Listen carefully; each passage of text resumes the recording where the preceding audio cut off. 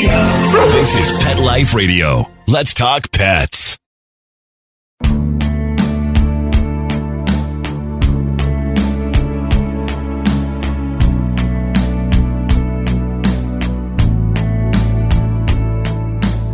Yes, everybody, you know the drill. We started this podcast to help anyone who's remotely interested in trapping and neutering animals. We're the help we didn't receive when we first wanted to get involved, and we want to be your new friends in the TNR world. I'm Adele, one of your hosts for today, and I am very excited to introduce to you Angeline. Angeline is from the Humane Society of Southern Arizona, where her role as the Life-Saving Outcomes Manager, very cool title, she leads transformative programs that improve shelter outcomes and support pet retention in the community. She has pioneered HSSA's first community cat program, which offers free volunteer trapping assistance and judgment-free trap neuter return services to over 3,000 community cats annually in the city of Tucson, in local prisons and rural communities across southern Arizona. You can still find her sometimes in the field trapping and rescuing cats, but her primary focus now incorporates streamlining shelter operations to help animals find placement more efficiently by reducing barriers and implementing inclusive approaches that bridge the gap between human and animal welfare and keep animals in their communities. Welcome, Angeline. Thank you so much for being with us. Yeah, thank you, Adele. Thank you for having me. I'm excited to be here. So we like to generally start our conversation with a question, and that is, when did you first start thinking about animal rights or animal rescue? You know, that's kind of a hard question for me because I think it's been happening since I was a little girl. I find drawings of mine from when I was 5 with cats on them. But my first real memories of realizing just like knowing about animal rights and wanting to be involved was when I was a young kid. My mom grew up in the Alps of France and in a really small village. And there were a lot of free-roaming cats, in the ways that they would handle the population at the time when I was a kid was really not humane. And so I realized that there was an issue, I guess you could say, with cat population from a young age, but I didn't quite realize what that entailed. And when I was in 6th grade, I became really attached to some cats that lived under a trailer pod in my elementary school and would get into fights with our principal over the care of the cats, because I was really attached to them and wanting to feed them and care for them. And then just throughout the years, learning more about animal rights and veganism, vegetarianism, all of that, it just really fueled my passion to want to be in this field and want to keep continuing helping animals. That's awesome. So it's always been cats from a young age. That's really cool.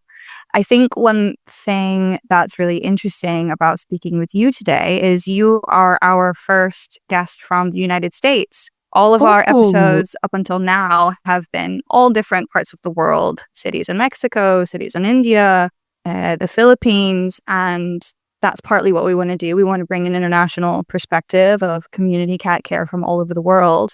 But what a lot of people don't realize is what you just pointed out is even in the global north, the United States, France, the UK, there are still a lot of issues that community cats and free-roaming animals face. So we're going to talk a little bit about that today.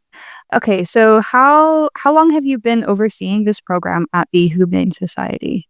I started as a cat trapper about 4 years and 10 months ago, brand new I came from a wildlife education background, so I was working at a wildlife hospital when this opportunity arose. So I became a cat trapper, but I didn't start overseeing the program until about 10 months or so after I joined. When the previous person who had been overseeing the program departed. And it left an opportunity for someone to take over the program and do something new with it. At the time when I started, we were just trapping haphazardly. We would take calls and then just put them on our schedule and just go left and right and nonstop trap with no direction and no plan. And so when I took over the program, I really wanted to strategize and figure out how to bring more people into it and just figure out how to make the program more sustainable. That's awesome. That's a really important part that we're going to talk about today. And that brings up an interesting point. Like the fact that you were a full-time paid trapper is pretty unique. These full-time neutering programs are pretty rare already. I've been doing one in Athens in Greece for the last year. And I myself also, after some time, wanted to leave the field and do something from a project management perspective because it's really tiring, right? So Yes, can you tell us a little bit about that? Like, what was it like having Absolutely. full-time staff? And I think now you've changed strategy a little bit, right? And you have volunteers on staff. Over the years, I've had to change the strategy based on resources, but also based on my own like mental and physical exhaustion. Because when I was just the trapper, I was brand new to trapping cats. I had been doing wildlife rescue and rehab before.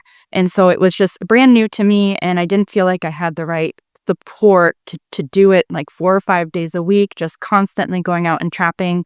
So not only was I trapping all of the cats, I was scheduling all of the calls, and I was returning all of the cats, cleaning all of the equipment. So all of that was very overwhelming.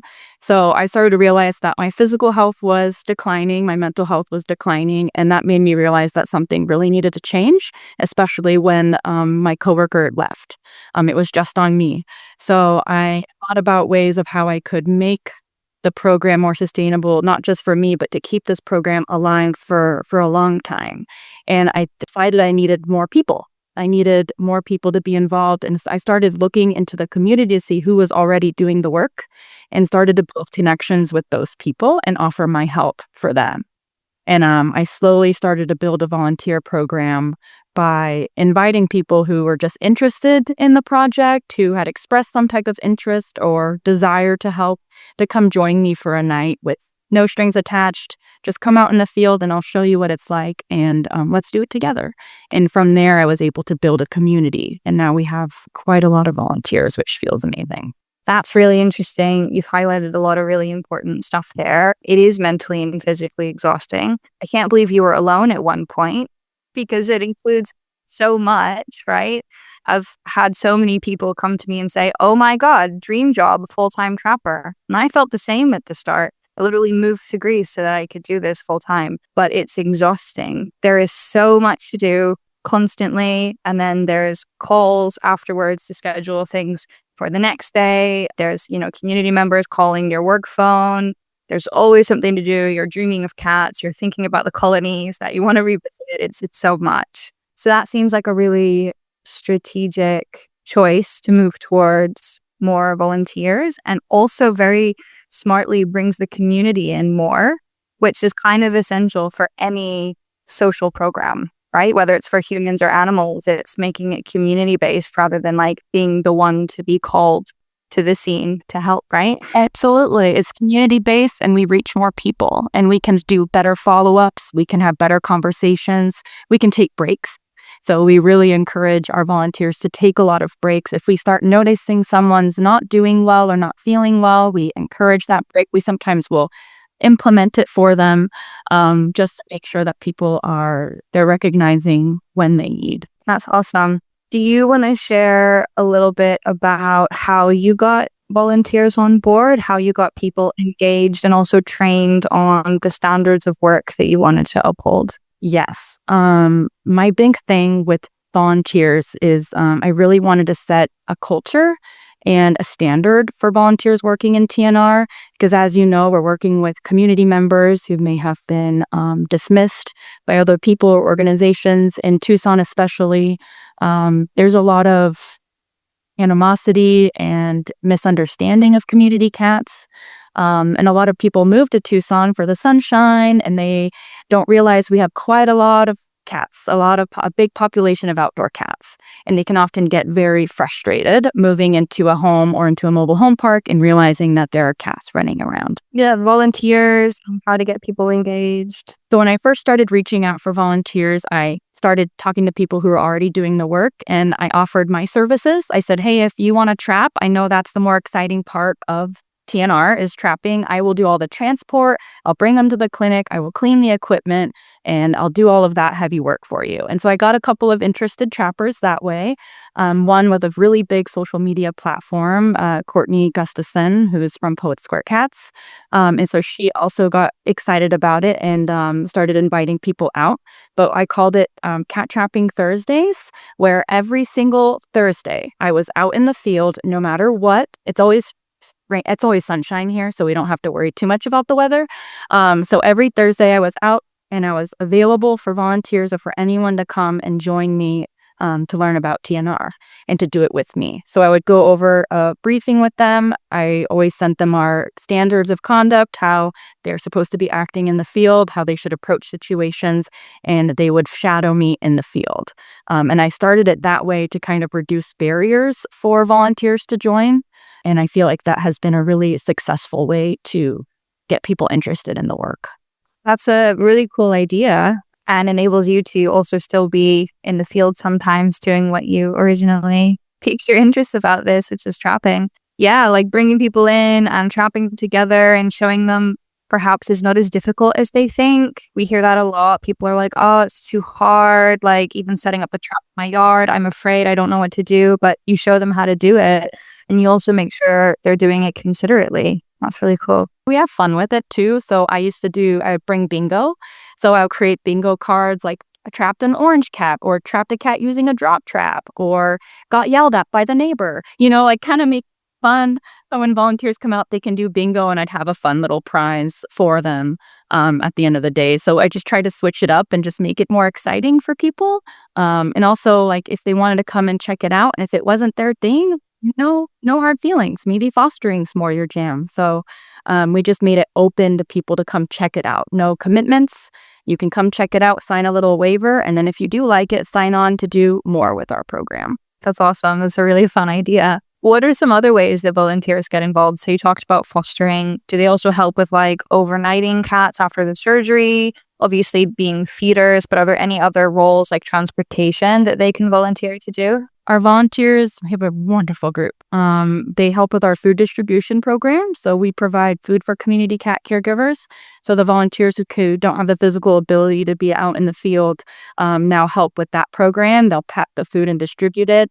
We also have volunteers help with equipment cleaning or maintenance. We have specific volunteers who love to fix traps, which is amazing.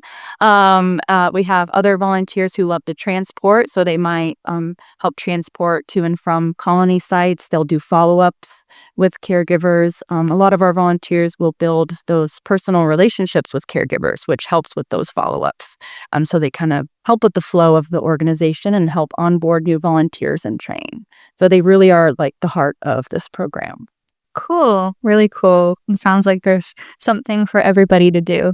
Yeah, we will find something. That's the part of reducing the barriers. If you want to help us, if you want to come take photos, come take a video. So anything that people want to contribute, we'll find a way to make it work, usually. Cool. And you mentioned it before how heavy this work can be physically and mentally. People who are out in the field, they see difficult things with the cats. They see difficult situations with humans. There's people who are disenfranchised trying to help cats. There are hoarding situations. There's cruelty situations. There's a lot to deal with. So do you have any tips or advice on how to maintain team well-being or volunteer well-being to make sure everybody is doing well and it's sustainably running? Yeah, my biggest tip, I think, would be build a community. Your program or your trapping group will be much stronger if you feel like there's a sense of community and friendship. So part of, while I was doing those cat trapping Thursdays, I was also once a month or so once a month, I would have these meetings where people can come together, and we still have them, come together and discuss trapping sites, challenges that they're having, and help build that community. And we'd also do hangouts, go hang out at a cat cafe or something similar, go out to dinner, just ways where we can connect. And we also do a lot of debriefing and training. So we'll debrief if a situation is extremely challenging or there was a really aggressive neighbors. We might talk about it and have like a group meeting and really talk about what happened and how we can move forward and how we can continue to help, or if we should maybe not continue to help. And then we definitely prioritize mental health. So I'm always saying, hey, like there are services out there. There's therapy. You can go to counseling. We have resource books on our bookshelf. We talk about it every month in our meeting about taking breaks. So we really try to show by example too. So we try, if I see one of my staff members is not doing well, I'll tell them they need to take a break. So we look out for each other too, and we're honest about how we're doing. A lot of us have also physical challenges, so we try to set boundaries too and make sure that everyone's taking care of themselves. It's cool that you pay attention to this stuff, and really it's an investment in the future of the project, but also the future of the people working on the project, which is an essential part. We all know how difficult animal rescue is, and that, the average career expectancy in animal rescue is like 3 years. Like, it's really short. Veterinarians have it hard. Everybody has it hard. So it's really cool that you take such effort to make everybody feel supported and look out for each other. You mentioned something there about debriefs, about situations like with specific difficult issues. So are there any like specific tools you use to look out for safeguarding concerns or mitigate safeguarding concerns? Like, do you use a buddy system when people go out in the field? Do you have any specific training around like de-escalation of situations or conflict management? Yeah. So now that we have grown a lot as a program, we do trainings before we invite, we will invite people out to the field if they want to check it out. But if they want to become like a full-fledged volunteer, they need to go through our training process. And so it's about an hour and a half where we talk about sometimes a little longer, sometimes where we talk about all of these things, de-escalation, how to approach certain scenarios in the field. We do what's it called, role playing sometimes too, where we had one of our team members set up what looked like a hallway with different doors where you knock on the doors and talk about different cat scenarios with people. And we do go over de-escalation and what to do and what to say in certain situations and how to act, and how if you're starting to feel emotional and you start to feel those emotions rise and your anger rise, that maybe you need to take a step back and let your buddy take over the conversation. We do have a buddy system for areas of town if we're expecting to move between houses. We do canvassing before we go out trapping, which is for especially larger colonies, which helps keep people safe because we can look to see what's going on in the neighborhood. We look out for loose dogs, for people, just different things that might cause a concern when we're out in the field trapping. And we don't knock on doors after dark anymore. Arizona is a very gun-happy state. And so we have had a couple instances of just knocking on someone's door to ask about cats and a gun being pulled in our face. Oh, God. So we have to be very careful with violence and gun violence in Arizona. So we do look out. So we watch our six. A lot of the training has to do with you're in the field, what are you paying attention to? It's not just the cat. It's not just the trap. You're paying attention to your surroundings. You're talking to the caregiver. You're talking to people whose property you're on. We never trespass. We wear safety vests, which are kind of, they're cute. They're purple, big safety vests, and that's for at night in the field for cars that go by. We have to be careful because we've had people cars swerve at cats and at our trappers. So we really need to be attentive to our surroundings when we're trapping. Yeah, and I think I've seen you have the Humane Society branding on the purple vests, right? So people can see you're not just workers out, but you're from a community cat program. Have you found that when you identify yourselves to the public, when you are out canvassing or trapping, and then being able to see you are from this specific program? I mean, Humane Society is quite recognizable brand and name, right? Has that made people more receptive to you, or has it perhaps made some difficulties where they're like, oh no, the trappers are back, I'm bringing my cats inside because I don't want them to be neutered? Absolutely. And I think it's a bit of both. It depends on the community that you're working in. So there are definitely situations where those vests are extremely helpful. So we work in a lot of mobile home parks. And when we have those vests on in those parks, people tend to be like, oh, it's a group. They're coming. They're helping about the cats. Because it does say on our back, Humane Society Cat Trapper. We have a cat on the front. If we're in a community that's opposing, or we think or is kind of giving us looks and a little concerned about our presence, we actually have flashing cat ears that we will wear because we're not going to be too scary if we're wearing cat ears. So we kind of do things like that. And we always say hi, we wave, we come into their community as a guest. We're not in, we want to feel, we don't want to come in and be an opposing force or make people do anything. We want to just offer help and inform people. So people do think that we're animal control or anything like that. We can just tell them we're not. It helps that a lot of our group are volunteers because they'll see, oh, it's another community member helping me. But then there are other neighborhoods where we choose to not wear our vests. If we're working in a neighborhood that's more underserved, we will choose not to in some instances, as long as it's safe, just so that people are not nervous about our presence and that they're more willing to talk to us and work with us. I mean, that's a lot of like really practical stuff that people can incorporate. I'd love to see more people wearing flashing cat ears out in the field. That would be amazing. Yeah, and I mean, we're always nervous about that in Greece, especially in rural areas. Like a lot of people have quite strong feelings against neutering. And so there's always this debate back and forth. Should we identify ourselves? Should we say this program is going to be happening before we come into the area? Or should we try to be a bit more discreet so that we can like demonstrate that, yes, we're trapping cats, but we're bringing them back. And so there's not this fear before. But you've illustrated a lot of good points about why identifying ourselves can be beneficial. And one being, you bring the community into the project, right? Like you're providing services to the community as well, not just the cats. Yeah.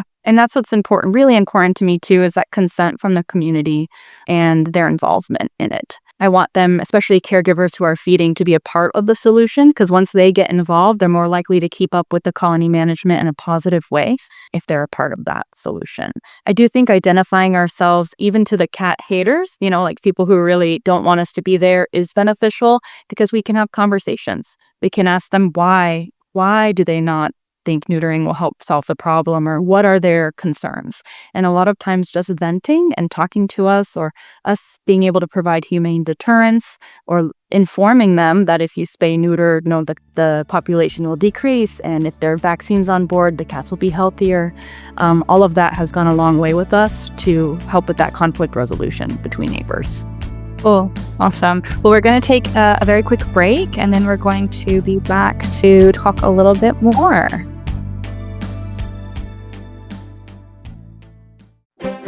You know the expression, cats have 9 lives. Well, what if you can give them one more? The Give Them 10 movement is on a mission to help give cats an extra life. How? With spay and neuter. Spaying or neutering your cat helps them live a longer, healthier life. And it helps control free-roaming cat populations too. Learn more about the benefits of spay and neuter and meet Scooter, the neutered cat, at givethem10.org. That's givethem10.org. Let's talk pets. Let's talk pets On Pet Life Radio. Pet Life Radio. PetLifeRadio.com.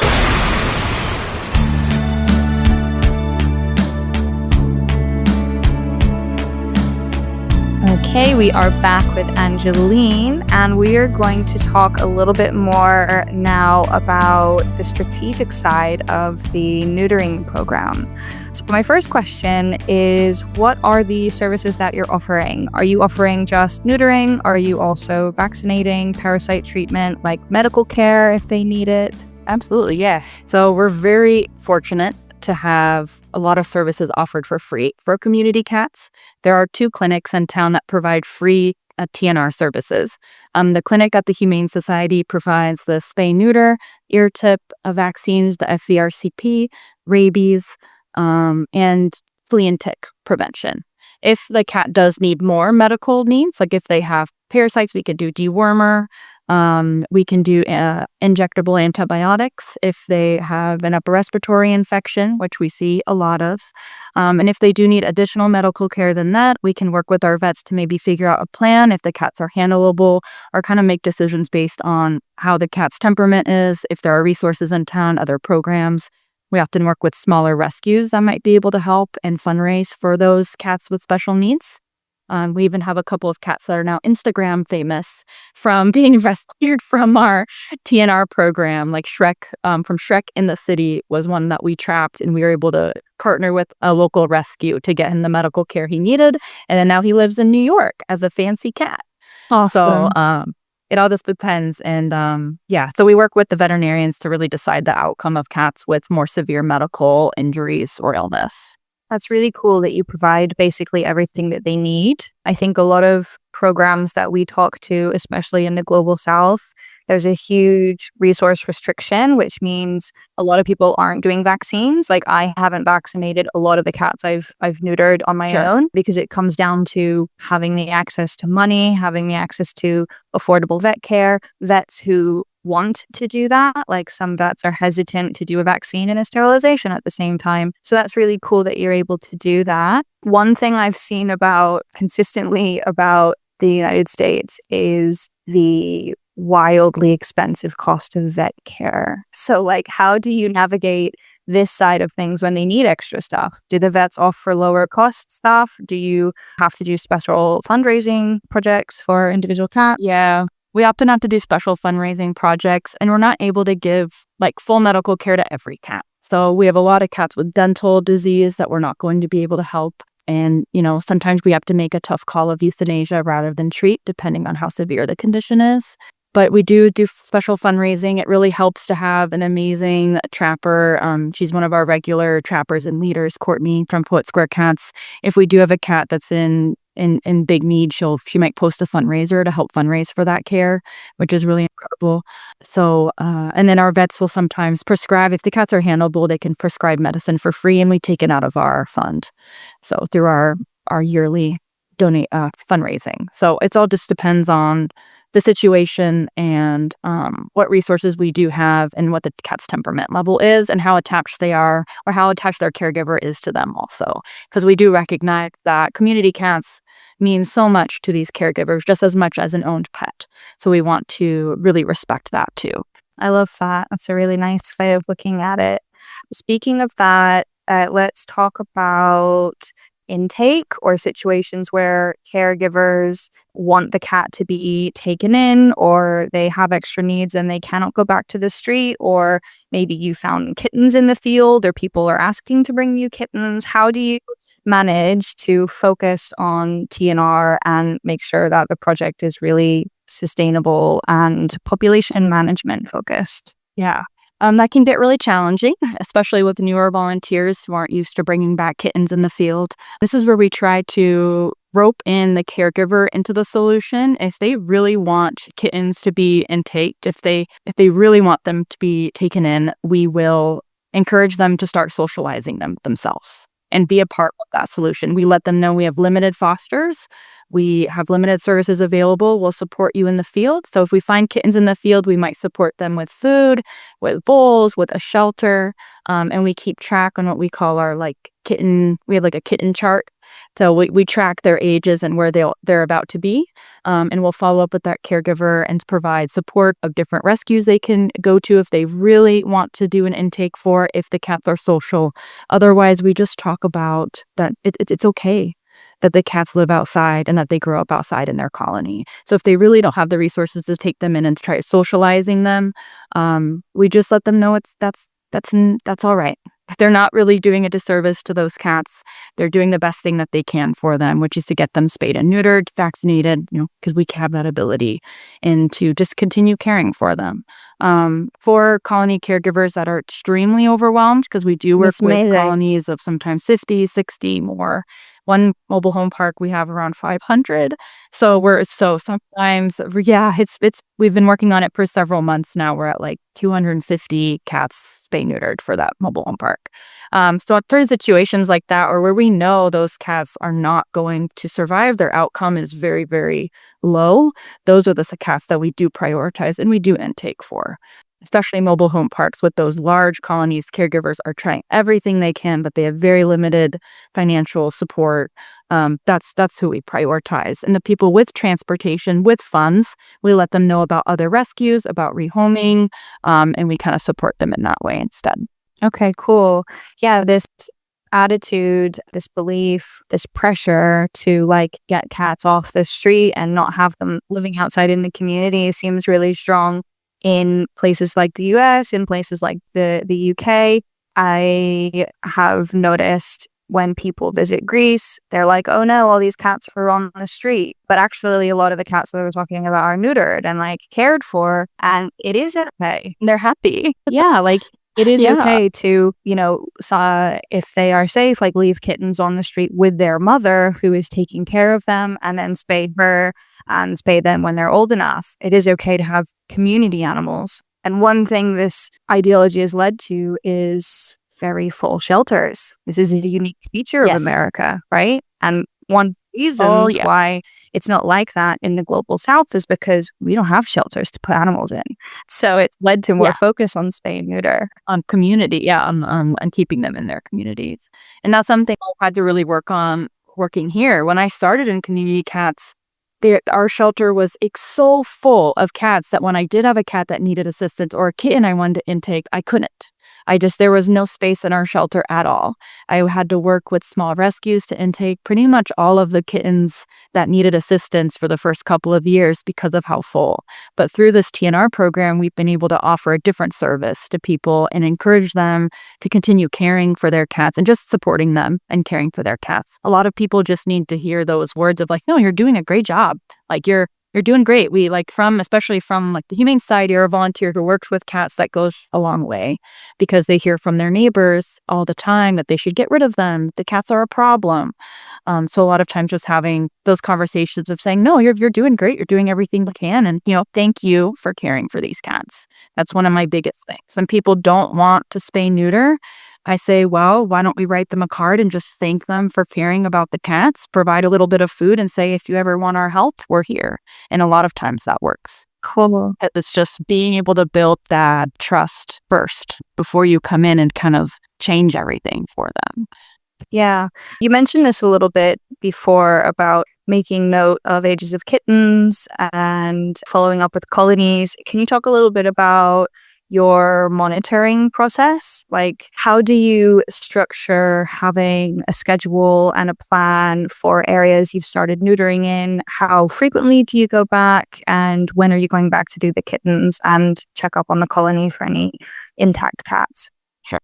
We track the colony in a couple different ways. So we have a call log. So when people call us with requests for help, we track those with the date they called and a situation. And we put like a priority on there if it can, because we do have quite a long wait list for our team to come out and assist. I believe now it was a little longer, but we've gotten it down to, I think, 4 months. So we do sometimes prioritize ones that need help sooner than that. But so we have that list and we put them on our schedule for volunteers to sign up for on Trello. And then once those cats do get altered, we track the number of cats altered in that Excel and also a separate surgery Excel. And then we put all of this on a map. So we use Mapline to track it all so we can visually see what work we're doing. And if we need to canvas more in the area, it will show you like the population density so we can see what areas we need to focus more on. And then through monitoring, we have a lot of volunteers who create those personal relationships, especially with the large colonies. So they'll go back and provide food for a couple of months. They'll do check-ins and help get those last remaining stubborn cats. Because we often have like the 1 or 2 cats that just we can't trap. But we do phone calls mostly. We call up our caregivers and ask them how it's going, if they have new cats. Just probably not quite as often as I really wish we would. Well, 4 months wait time for trapping and neutering services may sound like a long time, but actually that sounds not that long to me, considering you are servicing such a large area and you're like quite a core program there. And 250 cats in one location, this trailer park location you mentioned before. This is a huge amount of work. And so yeah, that's actually quite cool. One thing that I have seen a lot of programs do is go just based on scheduling their work based on when the public calls them in and then immediately running to the scene, trapping, not going back, not finishing the colony. And yes, cats get trapped, but it's not strategic TNR, is it? So that's what you're doing. You're doing strategic TNR to make sure you're getting at least that 80% sterilization, right? Absolutely. Yeah, we try to hit more than 80. We really try to do like 90, 95. Like we really try our best, and we'll go multiple nights in a row, which really helps for those large colonies. If you can go night after night after night, like that's really the best way to catch the large amount. But some people's like individual homes will have more than 80 cats. Wow. And if they're indoor, outdoor, local animal control does not get involved. So it's really up to our organization or someone else to help these people. So that can take quite a long time and a lot of resources. Like 80 cats, that's over a week of surgery spaces that we have available.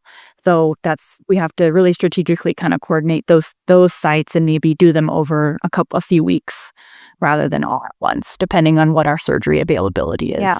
And some of those cats are going to be really difficult to trap, especially if you're going back quite a few days. Do you have any tips, like any specific traps or strategies you use to get the remaining difficult ones? Sure. We do drop trapping a lot, and we use like the normal tomahawk and true catch traps, but we also have like the clear door, which is really helpful. They sell an attachment. It's a clear back door. So for those really tricky cats, sometimes that's the way to get them. But I think for those really tricky cats, you have to work with the caregiver. You need the caregiver's involvement in that and their desire to finish out the colony. Because a lot of times we can't get the last remaining ones because they don't want to stop feeding. They're like, oh, all these cats need to be fed. Like I can't just stop feeding. So we try to talk to them about their concerns in that way. And yeah, and then hopefully if they're capable, we will train them on how to do the trapping also. So they can maybe set a trap for us and we can do a pickup when they do catch the cat. So different strategies for different people. When you said you sometimes use the traps with like clear doors on one side, is that because that works because the cats think there's another exit? Okay, yes, cool. Exactly. Cool. And we do trap training too. Like, so we might set up a trap and have the caregivers feed within the trap and move the food further down until they can trap it. Yeah, I wanted to ask you about that because I think trap training is something really normal in the United States, but I don't see a lot of other places do this like trapping preparation with the caregiver. And like you said, like a lot of people are resistant, like, no, I can't do that, or I don't know how, or I don't want to stop feeding them. Like they'll run across the street looking for food and get hit by a car, like all these things that will prevent them from being involved. But trap training and getting them used to the trap can really be effective at catching the difficult ones, can't it? Yes, I really think that's how I've caught some of the most difficult cats. Or if it's a female, if they're one of your, if the female just keeps getting pregnant and keeps giving birth, here in Tucson, the female cats can give birth 3 to 4 times during the year because of how hot it is here. So if they have another litter, I'll wait till those kittens grow up a little bit and then use their kittens to trap mom. So putting those kittens in a separate trap and having the trap for mom be near it so that when she can only see her kittens if she goes into her trap. So, but trap training, I think, is only doable if you have the resources and the time also to like start out with trap training. I have seen a lot of groups where they'll bring like 10 traps and for a week start feeding them in the traps. Like our team would not have the equipment or ability to do that type of trap training. So we tend to do trap training when things are already difficult and we need to get those last few cats. Cool. Well, that's a really helpful strategy for people to use if they're struggling getting the last kittens in their colony. And then the last thing I want to ask you about is you mentioned a few cool resources you use for data tracking. So Trello for project management stuff, yeah? Yeah, we use Trello for volunteer management, project management. We use Mapline. We might be phasing out of it, but it's an online mapping software where you can upload your Excel and it will map, just put places on the map for you, and you can change the little icons to different things and have different Excel spreadsheets on there, similar to like a Google Maps. So we're looking into something a little different because that can get a little pricey and wonky. So it doesn't really save the data. If you accidentally delete something, it doesn't save it for you. So that's kind of a problem. And then we use a lot of just manual Excel, and we also use Signal. I think something very unique to our group is we have a texting group, and we use an app called Signal where we can create texting groups of trappers. So if we have 5 trappers working on one specific site, we'll make their own group for them so they can communicate and we can share information with them through that group. Cool. Awesome. That sounds really useful. Gosh, I mean, this is a lot of really great information that I didn't know and that people can actually incorporate. Thank you so much for sharing. Can you let everybody know where they can find you? Oh, I'm not really active on like social media or anything like that. Come visit Tucson. But I don't know. You could email me if you really want to talk to me more. I would love to hear from you. Also, I'm on LinkedIn. My email is just my first initial A and last name Fahey, Fahey, at hssaz.org. Cool. And we'll put the Humane Society website in the show notes so anybody can check out that program. Is there anything else you want to share with anybody? Last takeaway, piece of advice, message? Keep doing the good work. If you feel like you're starting to burn out, please take a break, find resources. We need you in this field.